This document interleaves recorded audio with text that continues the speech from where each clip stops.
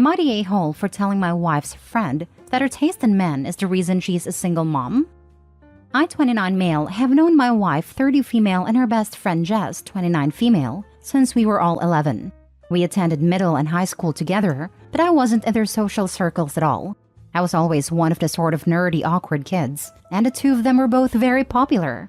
My wife in particular was extremely popular because she was, and still is, extremely beautiful, kind, and intelligent. She was even our student body president and valedictorian. Jess was also very pretty, and I even had a tiny crush on her back then, and similarly popular, and they've been best friends since kindergarten. My wife and I started dating our senior year of high school after we were paired together to complete a project in one of our classes. We realized that we got along really well, and she asked me out, and I definitely wasn't saying no to her.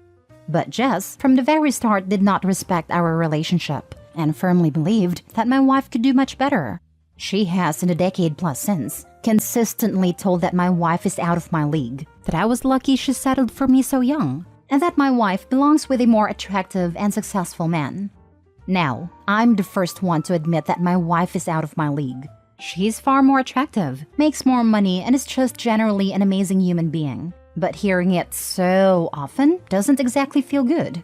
Jess also has tried to convince my wife to cheat on me multiple times, and has even tried to set her up with other men, because she doesn't approve of my wife and I being the only partners either of us have ever had. Jess has a daughter, 5 female, whose father bailed on her, and raises her as a single mom. Jess actually dropped out of med school to raise her daughter, once she realized the father was not going to be in the picture. My wife and I absolutely love her daughter, and love having her over. Jess had a date on Saturday night, so she left her daughter with us for the night and came to pick her up on Sunday and stayed for lunch. As I was preparing lunch for everyone and her daughter was playing in the yard, Jess and my wife were talking about her date. Jess was going on and on about how attractive the guy was, how good he was in bed, and all of the details. But I just ignored it. Jess then looked to me and said, "You're lucky you locked her down when you were so young," before she knew that there was better out there, and then turned to my wife and offered to give the guy her number in case she wanted to try him out. I got really angry at that point, so I just said, "I doubt you know anything about better, because your taste in men is why you're a single mom, and not a doctor right now." Both of them just stared at me in shock, and then Jess called me an a-hole and left quickly with her daughter. My wife has been upset with me since, so I have to ask, am I the a-hole? Edit. I just wanted to point out that my wife acknowledges that what Jess said was inappropriate, but thinks that what I said was unnecessarily cruel. It was always Jess's dream to be a doctor like her dad, especially after her dad passed away, and now that's probably never going to happen. Jess has said this to me before, so I was aware of it, and my wife thinks it was uncalled for to press on something that's so clearly a pressure point for her. Jess also frequently bemoans the pains of being a single mom, and about how all of the guys she goes out with ghost her as soon as she mentions her daughter. This is mainly why my wife is upset with me, because she thinks I purposely hurt Jess, while Jess's comments are a joke and aren't meant to hurt my feelings, which is probably mostly true. Now for the comments. Not the a-hole. Your wife is the biggest a-hole. She's allowed Jess to talk down to you for years and done nothing. You deserve better. You are out of her league. Jess is obviously an a-hole for treating you like crap and trying to get your wife to see other men for years. She should be banned from the house. I wouldn't say my wife's done absolutely nothing. I mean, she has told Jess that her comments are inappropriate before. But I honestly think my wife has a hard time standing up to Jess in general. Not even just about me, but Jess also says inappropriate things about my wife. And my wife still doesn't say much. Nothing and not much aren't very far apart in my book. This has been going on for years and should have been stopped already. She's offering your wife phone numbers. She tells her you aren't worthy of her. She's a home wrecker, always has been. Your wife needs to set her straight. My wife has been upset with me since. That's BS treatment from her. Your wife owes you a huge apology and needs to cut contact with Jess. Put your foot down. Not the a-hole, and your wife should not be allowing Jess to disrespect you, especially in your own home. I think you should lay some ground rules out for your wife about how Jess treats you and what you are willing or not willing to tolerate. Jess is very much the a-hole here, but your wife is a close second for not stepping in. Yeah, I think that's necessary. Part of the reason why I feel so strongly about this is because we recently found out that my wife is pregnant, though we haven't told anyone yet. So Jess doesn't know that my wife wants to make Jess the godmother. I personally don't want my kid to be raised by someone who thinks so lowly of one of the parents, but maybe that's just me. Not the a-hole. Why is your wife still friends with someone who constantly puts her husband down and encourages her to cheat at every opportunity? Honestly, I think you're the only one in this situation who isn't an a-hole. Jess is one for obvious reasons. I doubt I have to explain them. Your wife is one for not shutting that nonsense down long ago. But your reaction is justified. You've endured Jess's remarks for years. It's understandable that you finally snapped. Honestly, Jess isn't even particularly nice to my wife either. She's always making inappropriate comments.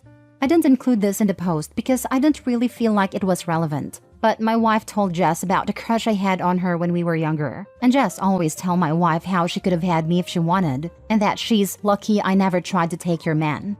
She even said this in front of both mine and my wife's parents. I seriously don't get her.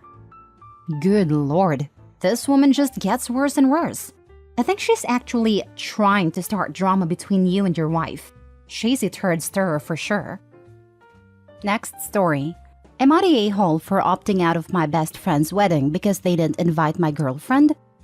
My 28 male childhood best friend Brad, 28 male, is getting married in late May to Vicky, 26 female. A week ago on Easter, I received his wedding invite which only listed my name but not my girlfriend Mary, 28 female.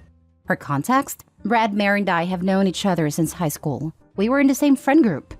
Mary and I live around 2 hours away from Brad and Vicky, but because Mary's a nurse, she doesn't always have the time to visit Brad and Vicky with me, so I go alone most of the time. But when she's able, she'll join me.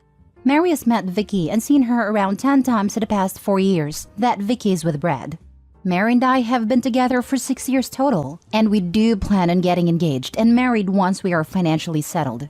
So, I asked Brad if Mary is invited and they just forgot to mention her name, to which he replied that Vicky is very strict about some rules. And in order to cut down costs, she's enforcing a no ring, no bring rule for the wedding. So since Mary is just a girlfriend and doesn't have a ring to imply some formality, then she's not invited. I reminded Brad that Mary and I have been together longer than he's with Vicky, and that Mary's also his friend, not just my partner. He says he knows, and tried to talk Vicky out of it, but she's very strict with that. I'll let it go, and I was in a dilemma about whether I should go to the wedding or not because of that. Mary told me she's not happy about the situation, but that I should go to avoid more drama, so I called them to tell them I'll attend. Vicky picked up the phone and said she's sorry about making me uncomfortable by not inviting Mary, but these are the rules. I said I respect the rules. I'm not necessarily happy about it though. She then, for some reason, started being harsh about how Mary and I are not in a serious enough relationship if, after knowing each other for so long and being together for 6 years, we are not engaged yet, and joked that, after all, you never know what tomorrow brings, and that I could break up with Mary anytime since we haven't shown any signs of true commitment. I confronted her and told her that is not her place to validate Mary and I's relationship, and that it's really low of her to use a dumb rule just to shame and micromanage long-term couples who, for whatever reason, haven't gotten married yet. I said I'll pass after all and not attend the wedding. She and Brad said I'm disrespecting them and their choices by choosing Mary over their wedding day, and I said I don't care. Keep your rules, and I'll keep my relationship because it's more important than any exclusive rules that only exist in order to shame people. I've been receiving a lot of backlash from other friends for that choice since, who said I'm an a-hole for being so bitter about something so small. But to me it's not small. They invalidated Mary and our relationship. Not the a-hole. What a stupid rule. And stupid in this instance for many specific reasons. First of all, Mary and Brad were in the same high school friend group, so it could easily be argued that she could be invited purely based on being his friend and totally independent of her relationship with you. Second, using marriage as a barometer of commitment is insane. So by Bride's logic, if cousin Chad gets drunk in Vegas and marries the girl he's been dating for 2 weeks, she would get an invite, while your girlfriend of 6 years would not? That is so dumb. And to top all this off, you were initially willing to let it go and just come anyhow, but then Bride had to double down and insult your relationship to your face. That just sucks. Groom needs to step up and be a good friend and tell Bride she's being ridiculous. I really tried to look past so much stuff and go to the wedding just to honor my friend. I was willing to let go of the fact that Brad didn't even invite Mary not as my girlfriend, but as his friend. They're friends for God's sake. The fact that she's in a relationship with me now doesn't change the fact that we are friends. It is like Vicky wanted to rub it in my face about the no ring, no bring thing, and how insignificant my relationship with Mary is to her. I'd bet $100 that Vicky doesn't like Mary, and that's the real underlying issue here. When someone comes up with a BS rationale like this, it is usually hiding a darker reason. It's often also to show power and dominance. Weddings are a fantastic time to see what people are made of. Here are a few red flags that typically pop up. Many tyrants who override all decisions made by their spouse and don't consider their mate at all. Responsibility shirkers who try to get out of doing any work. Freeloaders who try to get free stuff for minimal effort. Backstabbers trying to use the occasion to get even for stuff they don't dare address in real life. Typical from the families and bridal parties. False witnesses and people who never intend to stay true to their wedding vows.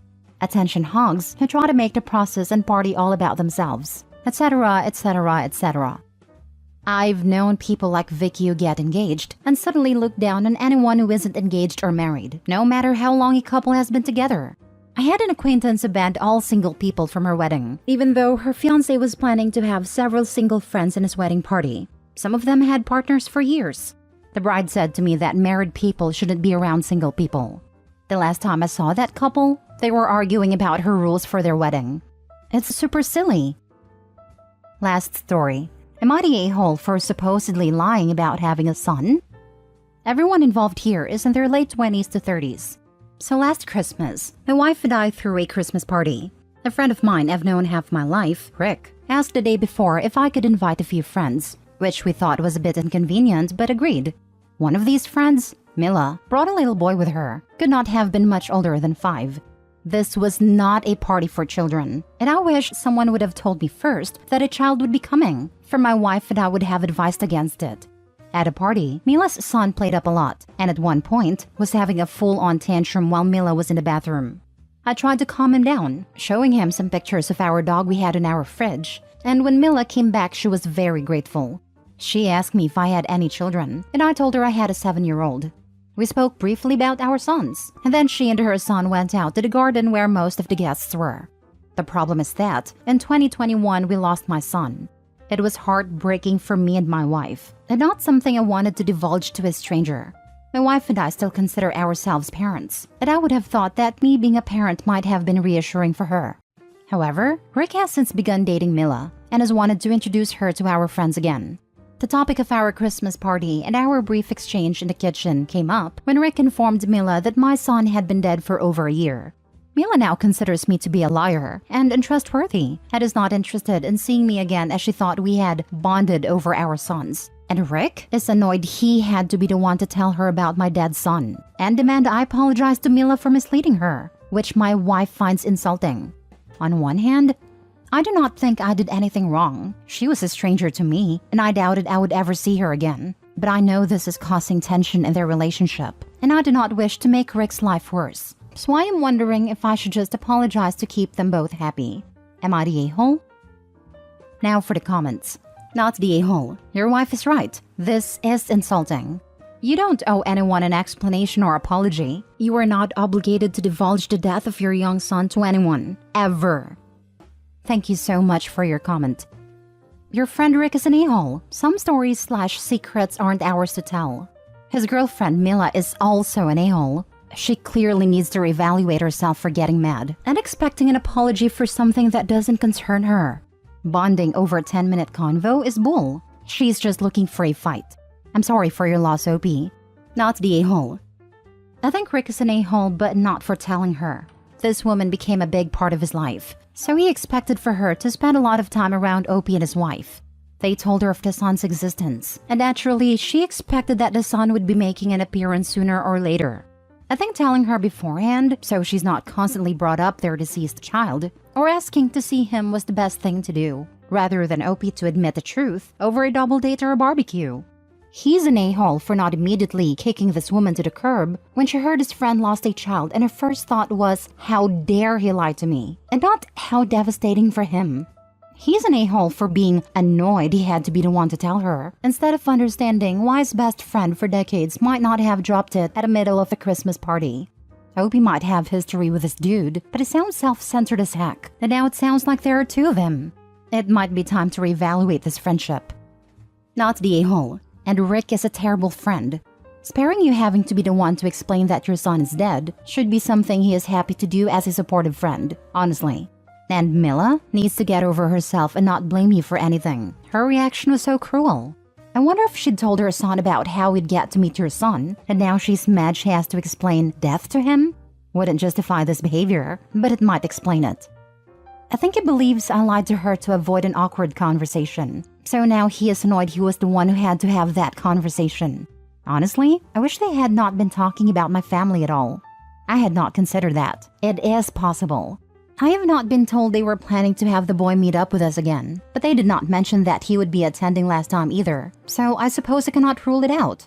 I do not know her well enough to really judge if she's that sort of person. Thanks for the comment. Not the a-hole at all. This nutty woman has the very worst case of main character syndrome I've ever seen.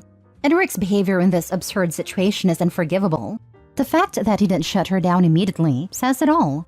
And the fact that he even mentioned this to you makes him utterly unredeemable. He thinks you owe her an apology? They both owe you the most heartfelt and sincere apology in the history of apologies.